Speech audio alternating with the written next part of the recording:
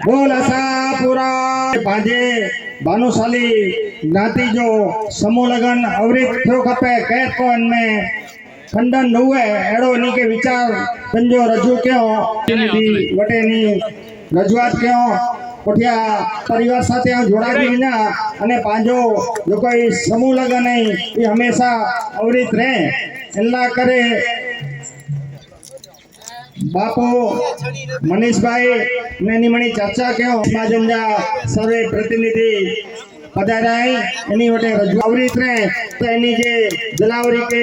खूब खूब वंदन अने हेरपा नेरी ने रहूं एनी श्रावण महीने थी डिक्लेयर क्यों जे 51 लाख रुपया दींदो से पण हेर वैशाख ले तो वैशाख जे अंदर एनी जलावरी कंजी वताड़े नो तेनी जे जलावरी के सलाम